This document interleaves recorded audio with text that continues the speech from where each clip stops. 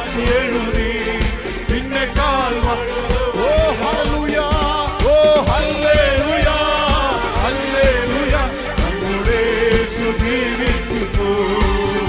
ഓ ഹല്ലേലൂയ, ഹല്ലേലൂയ, നമ്മുടെ യേശു ജീവിക്കുന്നു. Praise the Lord. The shepherd's ഹബിന്റെ പുതിയ എപ്പിസോഡിലേക്ക് ഏവർക്കും സ്വാഗതം. ഇന്ന് പ്രഭാതത്തിലെ വചന ചിന്തയ്ക്കായി വിശുദ്ധ തിരുവെഴുത്തിൽ നിന്നും ഒരു വേദഭാഗം നമുക്ക് വായിക്കാം. യെശയ്യാ പ്രവചനം 7-ാം അധ്യായം 9-ാം വാക്യം. വിശ്വാസമില്ലെങ്കിൽ സ്ഥിരവാസം ഇല്ല. യെശയ്യാ പ്രവചനത്തിൽ 19 തവണ ഭയപ്പെടേണ്ട എന്നുള്ള വാക്ക് നമുക്ക് കാണുവാൻ സാധിക്കും. അതിന്റെ ആദ്യത്തെ യെശയ്യാ 7:4 6-ാം അധ്യായത്തിൽ നമ്മൾ വായിക്കുന്നു. ഉസിയാ രാജാവിനെ പറ്റി വായിക്കുന്നു, യെശയ്യാവിനെ പറ്റി വായിക്കുന്നു. അതിന് തുടർച്ചയായി ഉസിയാവിന്റെ ചെറുമകനായ ആഹാസ് രാജാവായപ്പോൾ ഇസ്രായേൽ രാജാവും അരാമ്യ രാജാവും ഒക്കെ ചേർന്ന് തനിക്കെതിരായി പട നയിക്കുമ്പോൾ ദൈവാത്മാവിനാൽ നിയോഗിക്കപ്പെട്ട് യെശയ്യാവ് തന്നോട് ചെന്ന് പറയുന്ന വാക്കുകളാണ് നമ്മളവിടെ കാണുന്നത്.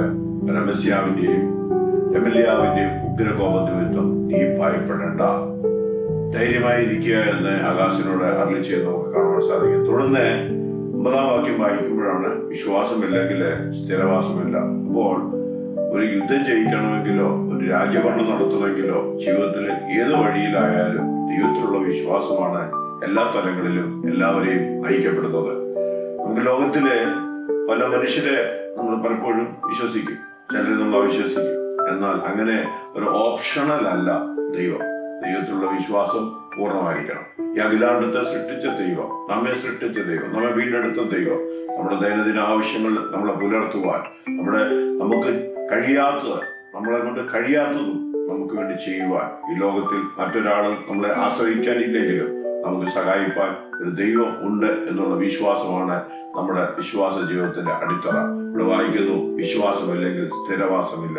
ഇംഗ്ലീഷ് വായിക്കുന്നു, if you do not stand firm in faith you will not stand at all. ജീവിതത്തിൽ ഒരിക്കലും ഒരിടത്തും നിൽക്കുവാൻ സാധിക്കത്തില്ല. നമുക്ക് നമ്മുടെ ഫ്രണ്ട്ഷിപ്പ് അല്ലെങ്കിൽ നമ്മുടെ കൊളീഗ്സ്, നമുക്ക് ഒരുപാടൊരു വിശ്വാസം ഇല്ലെങ്കിൽ അവരോട് ഒന്നും ജീവിക്കാൻ നമുക്ക് സാധിക്കില്ല. അതുപോലെ ആത്മീയ ജീവിതത്തിലും ദൈവത്തിലുള്ള വിശ്വാസം, ദേവദാസന്മാരുള്ള വിശ്വാസം ഒക്കെ നമുക്കില്ലെങ്കിൽ നമുക്ക് പിടിച്ചു നിൽക്കുവാൻ സാധിക്കുകയില്ല. ഈ ദിവസങ്ങളിൽ ഈ വചനത്തിന് മുമ്പായി നമ്മെ സമർപ്പിക്കാം. വിശ്വാസത്തിൽ അടിയുറച്ചു നിൽക്കുവാൻ ദൈവമായ കർത്താവ് സഹായിക്കുമാറാകട്ടെ.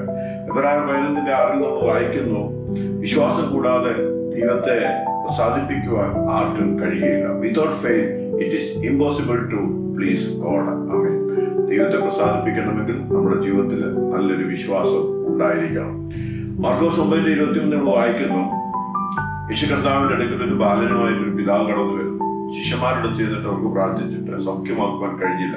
അത് കർത്താവിന്റെ അടുത്ത് ഇരുന്നു. യേശു കർത്താവിന്റെ അടുത്ത് ചെന്നിട്ട് പിതാവ് ചോദിക്കും, നിനക്ക് കഴിയുമെങ്കിൽ ഈ കുട്ടിയെ സൗഖ്യമാക്കുക എന്ന് പറയുന്നത്. അപ്പൊ കർത്താവ് പറയുന്നത്, കഴിയുമെങ്കിലോ എന്നോ, ദൈവത്താൽ സകലവും സാധ്യമാണ്. പക്ഷെ വിശ്വസിക്കുന്നുവെങ്കിൽ, ഇവിടെ പറയുന്നത് നിന്നാൽ വലിയ കഴിയുമെങ്കിൽ എന്ന് പറയാതെ ഈശോനോട് വിശ്വസിക്കുന്നവന് സകലവും കഴിയും. വിശ്വസിക്കുന്നെങ്കിൽ, അന്ധമായി വിശ്വസിക്കുന്നെങ്കിൽ, പൂർണ്ണമായി വിശ്വസിക്കുന്നെങ്കിൽ, തികഞ്ഞ വിശ്വാസം ഭയത്തെ പുറത്താക്കും. നമുക്ക് തികഞ്ഞ വിശ്വാസം നമുക്കുണ്ടെങ്കിൽ ദൈവത്തിൽ ആശ്രയിപ്പാൻ, ദൈവിക വിടുതലുകൾ നമ്മുടെ ജീവിതത്തിൽ അനുഭവിപ്പാൻ ഇടയായിത്തീരും. നമ്മുടെ വിശ്വാസം വർദ്ധിക്കട്ടെ. അതിനായി നമുക്ക് പ്രാർത്ഥിക്കാം.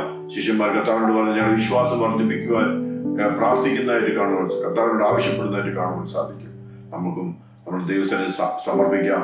വിശ്വാസം വർദ്ധിച്ച് വിശ്വാസത്തിൽ നിലനിൽക്കുവാൻ, അതിൻ്റെതായ പ്രവൃത്തി ജീവിതത്തിൽ വെളിപ്പെടുവാൻ നമുക്ക് ഏൽപ്പിച്ചു കൊടുക്കാം. ഇന്ന് പക്കാലം ദൈവം സഹായിക്കുമാറാകട്ടെ. പരിശുദ്ധനായ ദൈവമേ, സ്വർഗ്ഗപിതാവേ, നന്ദിയോടെ സ്തുതിക്കുന്നു. അതിനെ കേൾക്കുന്ന നിന്റെ ജനത്തെ നാമത്തിൽ അനുഗ്രഹിച്ച് പ്രാർത്ഥിക്കുന്നു. വിശ്വാസമില്ലെങ്കിൽ സ്ഥിരവാസമില്ല കർത്താവേ. ഞങ്ങൾ വിശ്വസിച്ച് സ്ഥിരവാസം ചെയ്യുവാൻ, കർത്താവ് ഫേമായി നിൽക്കുവാൻ, ഏത് പ്രതിസന്ധിയെയും പ്രതികൂലങ്ങളെയും അവ ധൈര്യത്തോടെ സമീപിക്കുവാൻ ദൈവം കൃപ ചെയ്താട്ട്, വാക്കാലം അനുഗ്രഹിച്ചാട്ട്, മൗന കർത്താവ് എടുത്താട്ട്, യേശു കർത്താവിന്റെ ധന്യമുള്ള നാമത്തിൽ തന്നെ ആമേൻ.